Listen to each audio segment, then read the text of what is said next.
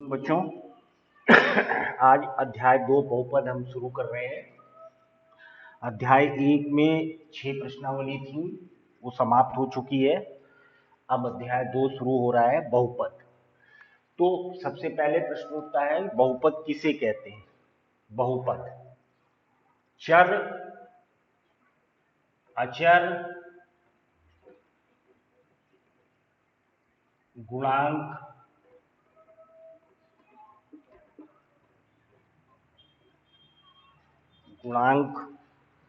घात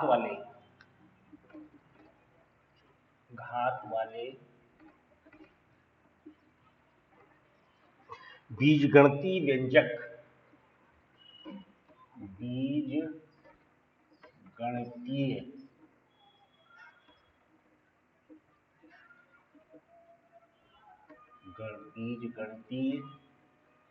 व्यंजक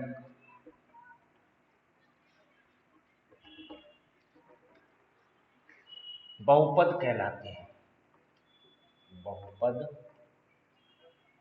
कहलाते हैं।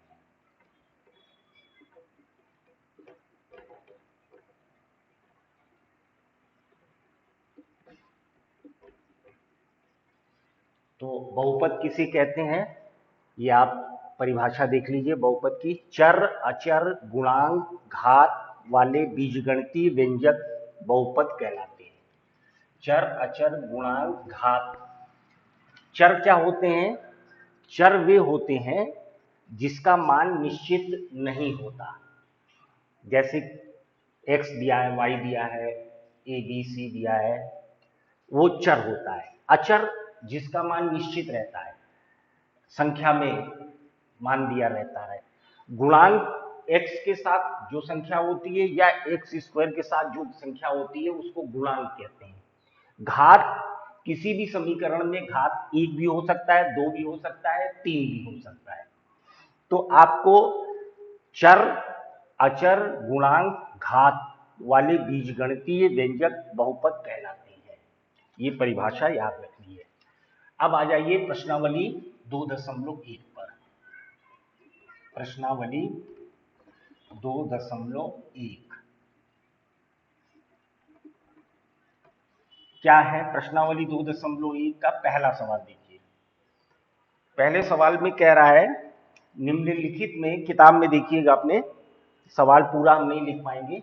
निम्नलिखित में कौन कौन एक चर में बहुपद हैं, कारण सहित बताइए। निम्नलिखित में कौन कौन एक चर में बहुपद हैं, कारण सहित बताइए। जैसे पहला है, ठीक है ना, पहला है 4x² ऋण 3x धन 7। ये पहला सवाल है। इस सवाल में पूछ रहा है कि एक चर में बहुपद है या नहीं। एक चर में बहुपद है या नहीं। चर इसमें x है, चर x है, ये अचर है 4, 3, 7, ये अचर है। तो आपको बताना है एक चर में बहुपद है कि नहीं। आपको चर पहले देखना है और फिर चर की घात देखनी है, क्या चर की घात पूर्ण संख्या में है। याद रखिए, इसके लिए हम नीचे लिखे दे रहे हैं परिभाषा। यदि व्यंजकों में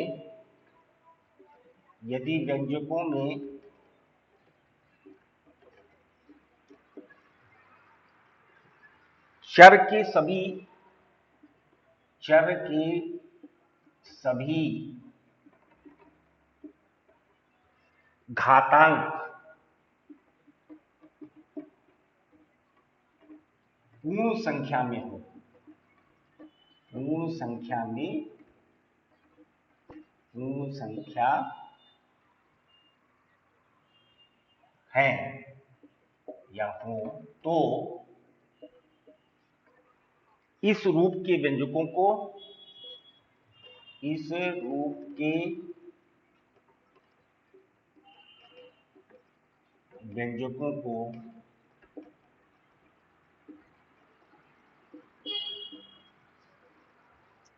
बहुपद कहा जाता है। बहुपद कहा जाता है। एक ऊपर आपने बहुपद की परिभाषा लिखी, एक ये भी है, दोनों काम करती हैं।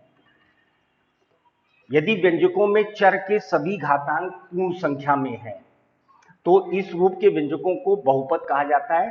प्रश्न में पूछ रहा है एक चर वाले, ठीक, केवल एक चर वाले बहुपद पूछ रहा है। तो अब इसमें देखिए कि चर क्या है। चर है x, यहां x की कितनी घात है 2, यहां x की कितनी घात है, जहां कोई घात नहीं होती है वहां घात होती है 1, ठीक है ना। तो दो पूर्ण संख्या है, एक भी पूर्ण संख्या है। यहां आपने क्या लिखा है, चर के सभी घातांक, चर क्या है x, इसके सभी घातांक, यहां घात 2 है यहां घात 1 है, पूर्ण संख्या है, ये पूर्ण संख्या है 2 और 1, इसलिए ये व्यंजक जो है आपका ये एक चर का बहुपद है। आप उत्तर लिखेंगे कि यह एक चर का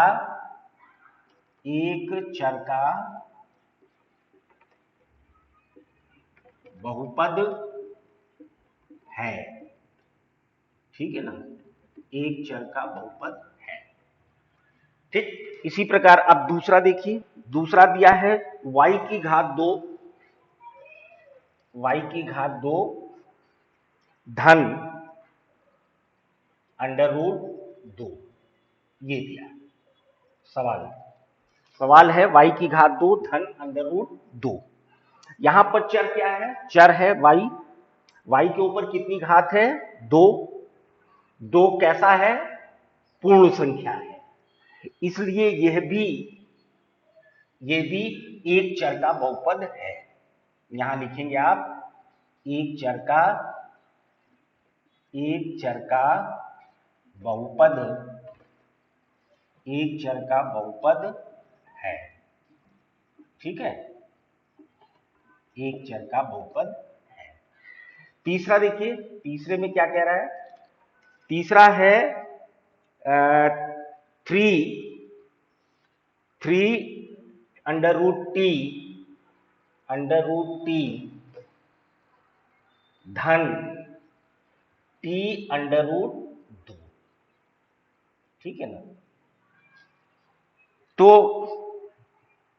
यहां पर देखिए चर क्या है, चर है t, ठीक है ना, चर है यहां पर t, लेकिन यहां पर t जो है उसका जो घात है वो पूर्ण वर्ग में नहीं है। इसको आप ऐसे भी लिख सकते हो 3t 1/2 धन √2, ठीक है ना। इसको आप ऐसे भी लिख सकते हो, यहां पर t चर है लेकिन इसकी घात जो है वो पूर्ण संख्या नहीं है, इसलिए यह एक चर का बहुपद नहीं है। आप लिखेंगे एक चर का बहुपद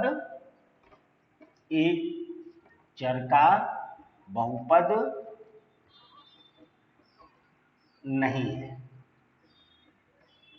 कारण भी लिखना है, तो कारण लिखिए क्योंकि चर के ऊपर घात पूर्ण संख्या में नहीं है, लिख दीजिए क्योंकि चर t की घात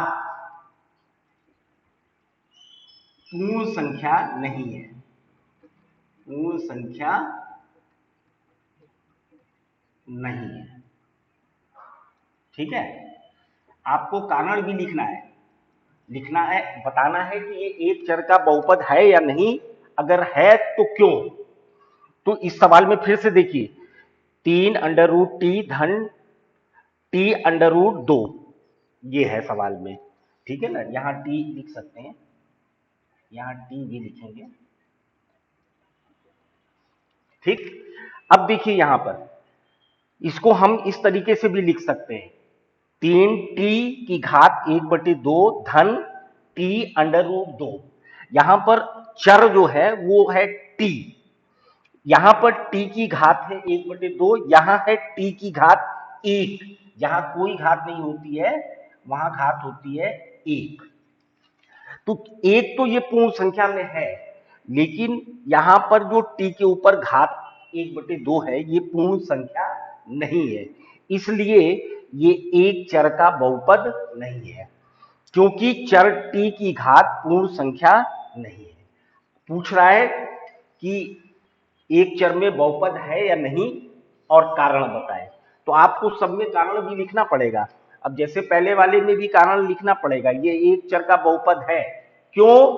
क्योंकि चर की घात पूर्ण संख्या में है। यहां आपको लिखना पड़ेगा एक चर का बहुपद है क्योंकि चर की घात पूर्ण संख्या में है।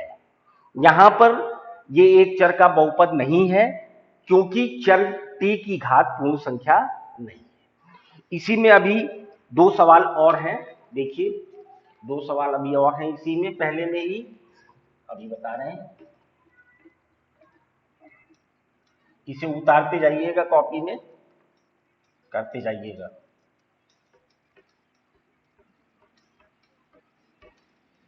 अभी इसमें दो सवाल और हैं, देखिए पहले सवाल का चौथा पार्ट, ठीक है ना, पहले सवाल का चौथा पार्ट क्या कह रहा है? y धन 2/y, ये है सवाल। ये एक चर का बहुपद है या नहीं, अगर है तो कारण बताएं क्यों। इसको हम ऐसे लिख सकते हैं y धन 2y माइनस 1, ठीक है ना, ये जब ऊपर जाएगा y तो इसको हम लिख सकते हैं y धन 2y माइनस 1। अब यहां पर देखिए चर क्या है, चर है y, इसमें घात कितनी है? यहां पर घात है 1, यहां घात क्या है? ऋण 1, ये भी चर है y, तो घात जो है पूर्ण संख्या में होनी चाहिए। ये तो पूर्ण संख्या में है लेकिन ये पूर्ण संख्या में नहीं है, इसलिए यह एक चर का बहुपद नहीं है, यह एक चर का बहुपद नहीं है, बहुपद नहीं है, क्योंकि कारण भी लिखिए, क्योंकि चर की घात, क्योंकि चर की घात, चर t की घात, चर y है, चर y की घात पूर्ण संख्या में नहीं है, की घात पूर्ण संख्या में, पूर्ण संख्या में नहीं है, पूर्ण संख्या में नहीं है, ये आपको लिखना पड़ेगा, ठीक है ना। यहां पर यह एक चर का बहुपद नहीं है, क्यों नहीं है? क्योंकि चर y की घात पूर्ण संख्या में नहीं है। इसका पांचवा पार्ट देखिए, पांचवा पार्ट क्या कह रहा है? ये है x की घात 10 धन y की घात 3 धन t की घात 50, ये है। ये बहुपद है कि नहीं है आपको ये बताना है। एक चर का, एक चर का बहुपद कह रहा है, यहां पर चर क्या है? x y t। यहां पर देखिए आप, एक चर x है, दूसरा चर y है, तीसरा चर t है, ठीक है ना, तो एक चर का ये बहुपद नहीं है, ठीक है ना। x यहां भी x होना चाहिए था, यहां भी x होना चाहिए था, तब ये एक चर का बहुपद होता, ठीक है ना। यह एक चर का बहुपद नहीं है, ठीक है ना, बहुपद तो है ये, लेकिन एक चर का बहुपद नहीं है। यह एक चर का बहुपद, एक चर का बहुपद नहीं है, ठीक है ना। यहां बहुपद 3 है, 3 चर है, यह एक चर का बहुपद नहीं है। क्यों? कारण क्योंकि नीचे लिख दीजिएगा कि एक ही चर नहीं है, यहां 3 चर है, x y t 3 चर है, जबकि एक चर का बहुपद पूछा जा रहा है, इसलिए यह एक चर का बहुपद नहीं है। बहुपद तो है लेकिन एक चर का नहीं है। अब आ जाइए सवाल नंबर 2 का पहला। दूसरे में कह रहा है निम्न में से प्रत्येक में x स्क्वायर का गुणांक बताइए। एक्स स्क्वायर के साथ एक्स की घात 2 के साथ जो गुणांक है आपको बताना है कि समीकरण में क्या है। जैसे पहला सवाल, पहला है दो 2 plus x square plus x, इसमें चर है एक्स। एक्स स्क्वायर के साथ गुणांक में यहां क्या है ये बताना है। बताइए एक्स स्क्वायर के साथ यहां गुणांक में क्या है। इसको आप ऐसे लिख सकते हो, 2 धन 1 गुणे एक्स स्क्वायर धन 1 एक्स, 1 गुणे एक्स कर देंगे। ठीक, आपकी समझ के लिए 2 धन 1 गुणे एक्स की घात 2 धन 1 गुणे एक्स, इस रूप में इसको हम लिख सकते हैं। अब आपको ये बताना है कि एक्स स्क्वायर के साथ गुणे में क्या है। यहां एक्स स्क्वायर के साथ गुणे में क्या है, 1, यही लिखना है। एक्स स्क्वायर का गुणांक 1 है, यहां लिख दीजिए एक्स स्क्वायर का गुणांक 1 है, एक गुणांक 1 है।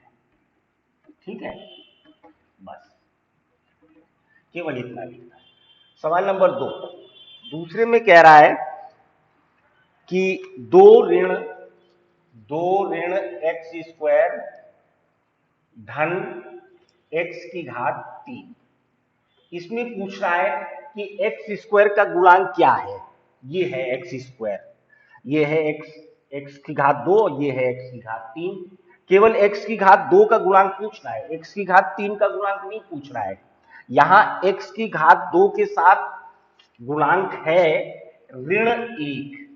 ठीक है ना, यहां आप लिख दीजिए एक्स स्क्वायर का गुणांक ऋण 1 है, गुणांक ऋण 1 है। ठीक है ना, यहां पर ऋण 1 से गुणा किया गया है। सवाल नंबर 3, तीसरे में पूछ रहा है पाई बटे 2 एक्स स्क्वायर प्लस एक्स।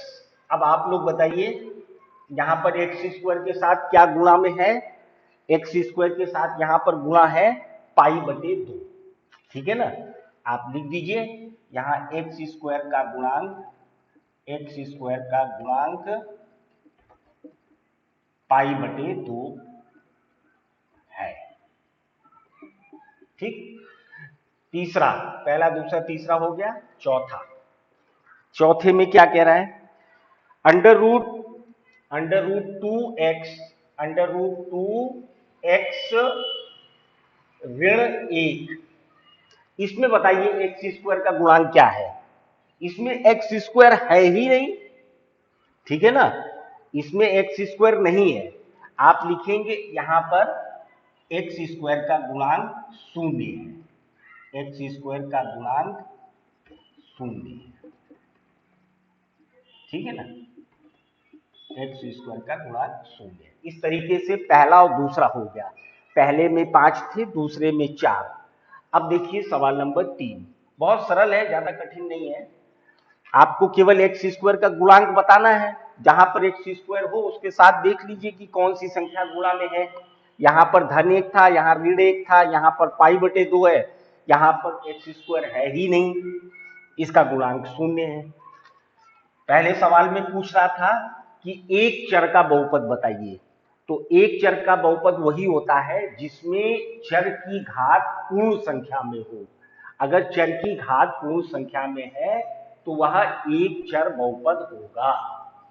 अगर एक चर नहीं है और अगर चर की घात पूर्ण संख्या में नहीं है तो वह एक चर का बहुपद नहीं होगा। ठीक है ना, अब आ जाइए सवाल नंबर 3 में। 3 में कह रहा है 35 की घात के द्विपद तथा 100 के घात के एक पद का उदाहरण दीजिए। 35 की घात के द्विपद, एक अभी आपको पता नहीं है, अभी आगे सवाल में आएगा।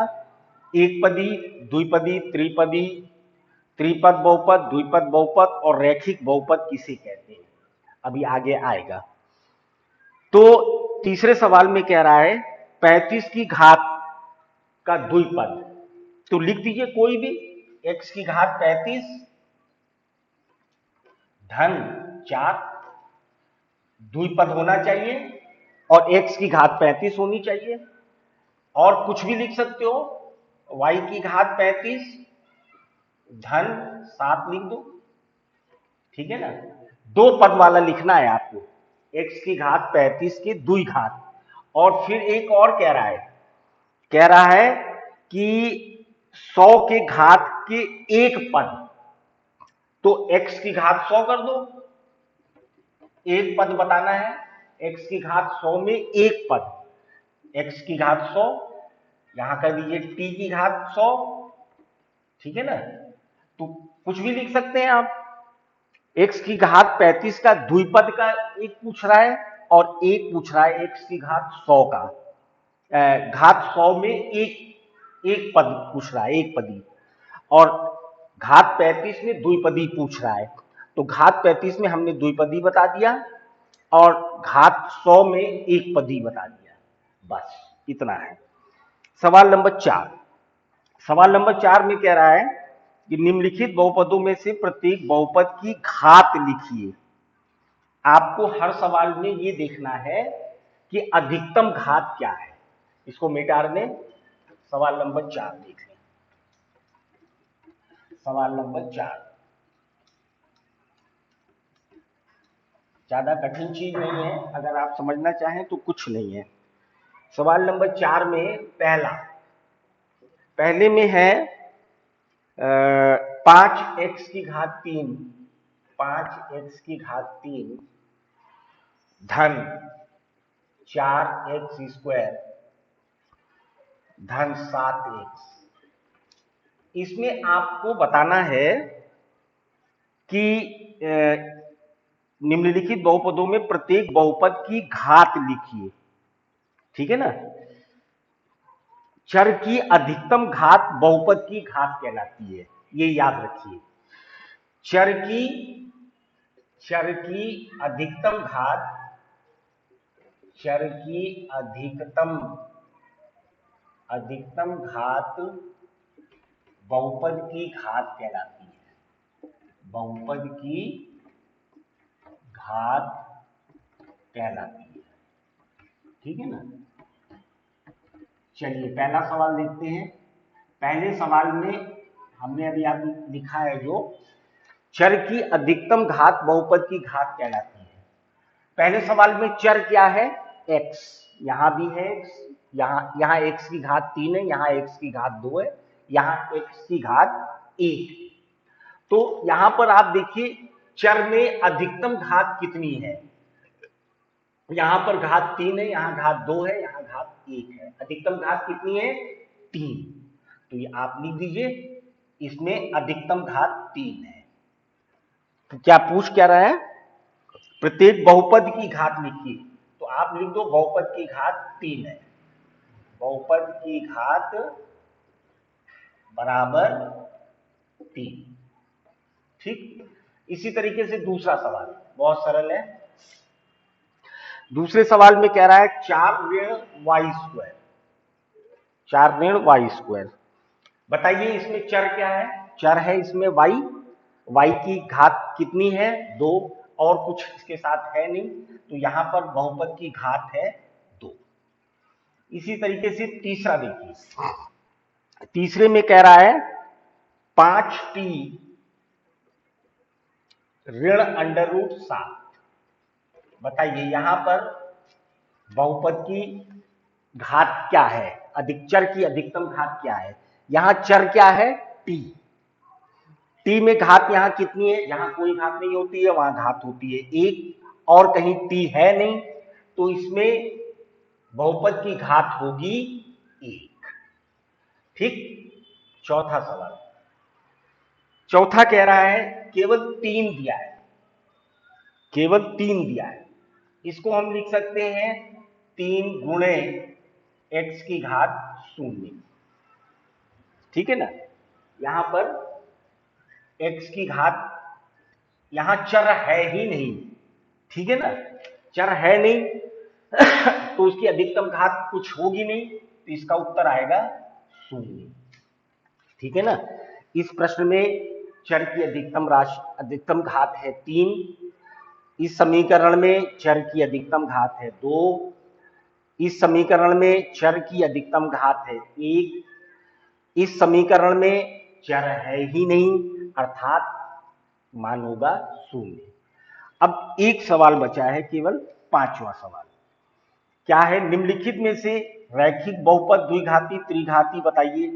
कौन कौन से रैखिक पद हैं, कौन से द्विघाती है और कौन से त्रिघाती है, देख लीजिए, बहुत जल्दी हो जाएगा। सवाल नंबर 5, पहला सवाल। पहले में कह रहा है x की घात 2 धन x। ये कैसा रैखिक बहुपद? निम्नलिखित में कौन रैखिक बहुपद है, कौन द्विघाती और कौन त्रिघाती? ठीक है ना। यहां पर चर की अधिकतम घात 2 है, तो ये होगा द्विघाती, द्विघाती बहुपद, द्विघाती बहुपद। ठीक। दूसरा देखिए, दूसरे में कह रहा है x ऋण x की घात 3। यहां पर चर की अधिकतम घात कितनी है? 3। तो ये कैसा होगा? त्रिघाती बहुपद, त्रिघातीय बहुपद। ठीक। तीसरा, तीसरे में क्या कह रहा है? तीसरे में कह रहा है 4 धन वाई स्क्वायर, वाई धन वाई स्क्वायर प्लस 4। ठीक। ये कैसा है? यहां पर चर की अधिकतम घात 2 है, द्विघाती, ये द्विघाती होगा, द्विघाती बहुपद। ठीक। फिर पूछ रहा है चौथे में पूछ रहा है 1 प्लस एक्स। यहां पर चर है x की अधिकतम, x की घात क्या है? 1। ठीक है ना। जहां पर घात 1 हो अधिकतम, उसे कहते हैं रैखिक बहुपद। क्या कहेंगे? रैखिक बहुपद, रैखिक बहुपद। ठीक। इसके बाद पांचवें में कह रहा है 3t। ये भी आपका कोई घात नहीं है, चर के ऊपर केवल घात 1 है, इसलिए रैखिक बहुपद। जहां पर चर की अधिकतम घात 1 हो वो रैखिक बहुपद, जहां चर की अधिकतम घात 2 हो वो द्विघात बहुपद, जहां पर चर की अधिकतम घात 3 हो उसे त्रिघाती बहुपद। अब छठा देखिए, 5 हो गया। छठा आर स्क्वायर, इसको बोलेंगे द्विघाती, यहां पर चर की अधिकतम घात 2 है, तो ये हो गया द्विघाती बहुपद। ठीक। इसके बाद 7 है, इसमें आखिरी है 7x की घात 3। यहां पर चर की अधिकतम घात है 3, इसलिए ये हो जाएगा त्रिघाती बहुपद, त्रिघातीय बहुपद, त्रिघाती बहुपद। ठीक है ना, त्रिघाती बहुपद। तो ये हो गया। इसको रैखिक भी कह सकते हैं, रेखीय बहुपद भी कह सकते हैं। चाहे रेखी कहिए चाहे रैखिक कहिए, इसको रेखीय बहुपद भी कहते हैं। ठीक है ना, रेखीय। फिर से इसको देख लीजिए, आखिरी सवाल को। जहां पर अधिकतम घात 2 हो वो द्विघात, यहां पर अधिकतम घात 3 हो चर का, वो त्रिघाती बहुपद, जहां पर चर की अधिकतम घात 1 हो वो रेखीय बहुपद। ठीक है ना। पहले में चर है x की घात 2, इसकी अधिकतम घात 2 है, द्विघाती। यहां पर चर की अधिकतम घात 3 है, त्रिघाती। यहां चर की अधिकतम घात 2 है, द्विघाती। यहां चर की अधिकतम घात 1 है, रेखीय बहुपद। यहां चर की अधिकतम घात 1 है t की, इसलिए रेखीय बहुपद। यहां पर चर की अधिकतम घात है 2, द्विघाती बहुपद। यहां पर चर की अधिकतम घात है 3, इसलिए ये त्रिघाती बहुपद। इस तरीके से प्रश्नावली 2.1 पूरी हो गई है। इसे फेयर कॉपी में आप लोग लगाएं, अच्छे से प्रैक्टिस करें, लगा कर देखें, जहां कहीं ना आए दिक्कत हो जरूर पूछें, ठीक है ना। फेयर कॉपी में करते जाइए प्रश्नावली को। आज का काम बस इतना ही, समाप्त।